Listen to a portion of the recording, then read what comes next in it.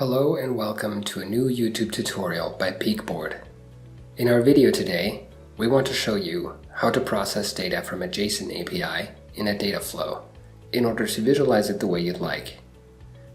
To do that, I'd like to build a display table for the Stuttgart Airport for you today that will display the wait times for security as well as the departure times of various flights. I've already begun constructing a visualization in the background for this purpose. First, I want to visualize the approximate wait time for airport security. For that, I'm going to first create a field in my visualization and start by integrating the API created specifically for this purpose into my data sources.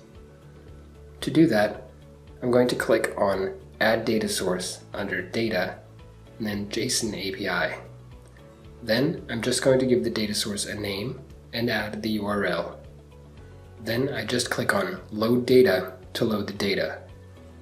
Here I need to select the JSON path that I want to load, at which point I get shown a preview of the data that I'll be able to use later. In order to use the data optimally though, I'll first set up a data flow that will prepare the data for our purposes. In the first step, I'm going to change the format of the wait column to number so that we'll be able to do math with the contents of the column later on. In the next step, we're going to add a new column that I'll call traffic light, and that will later display the colors of a small traffic light to indicate the status of various security checkpoints.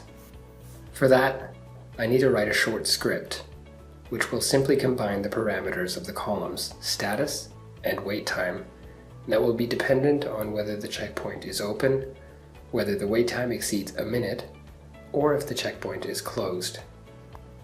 The relevant row will be colored red, yellow, or green, respectively. After that, I'm going to change the format of the column wait time to check whether the security checkpoint is open or closed in the last step. If it's closed, the word closed should be shown, while the wait time should be displayed in minutes if the checkpoint is open. I now want to visualize this data, for which I'm going to create a traffic light control. To do that, I'll first position and color it before setting up the column we just created as the data source in the data flow. Now I just need to create rules to control the traffic light, which determine when it should show green, yellow, or red. Since the colors are already shown in the column of the data flow, I can just do this via a simple comparison of the string. I'm now going to repeat this process for the security checkpoints in the other terminals. After that, I'll position text fields for each terminal, which will display the contents of our wait time column. Under the field for security checkpoints, we want to display current departing flights. For that, I'm going to start by creating another white field with the heading Departures. After that, I can insert my JSON API for departures in the same way as I did for the security checkpoints before. I need to be sure, though, to adjust the number of columns that will be loaded, since we'll be querying the data for the entire day every time. Besides this, I need to be sure to select the correct route for my JSON path that contains the particular information I need. In the preview, we can see that we're getting a lot of information this time. As before, we're also going to want to prepare this using a data flow. First, we will filter out all of the flights that have already departed. To do that, I'm going to change the date format in the column Plan, which lists the departure times. We need to use this format so that we'll be able to compare the departure times with the current time, which will sort out all the flights that have a departure time that is earlier than the current time. Next, I want to adjust the content of the column Last Change. Whenever the word status is listed in this column, the content of the column status should be inserted into the relevant cell. I'm going to repeat the same step for the column Plan. Here, we want the content of the column Estimate to be inserted when the word estimate is listed in the Plan column. This will allow us to overwrite the planned departure time with the estimated real departure time.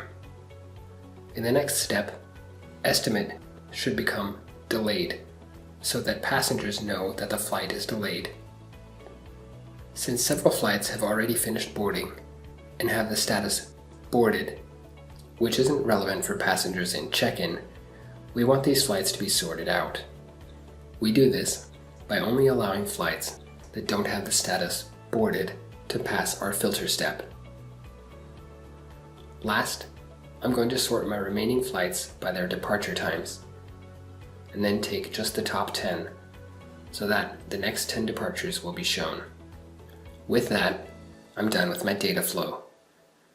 I can then pull it onto my screen using drag and drop, position it where I want it, and adjust the font. By double-clicking on the table, I can then also discard the columns that I don't want to display, and also rearrange the order of the columns according to my preference. Now I'm going to adjust the headings of the columns and the way in which they're spaced in the table. By using cut, I'm indicating that the minimum possible space should be used, while full uses the maximum possible space. To finish up, I'm going to adjust the format of the column Plan so that the departure time shown there matches the formatting of the other columns. With that, I'm finished with today's visualization. In the preview, we can see that the wait times for the security checkpoints, as well as the current departing flights, are displayed. Thanks very much for watching. If you liked our video today, we would love it if you'd give us a thumbs up. If you have any questions regarding our video, or any ideas for a topic that you'd like us to cover in our next video, please simply leave us a comment.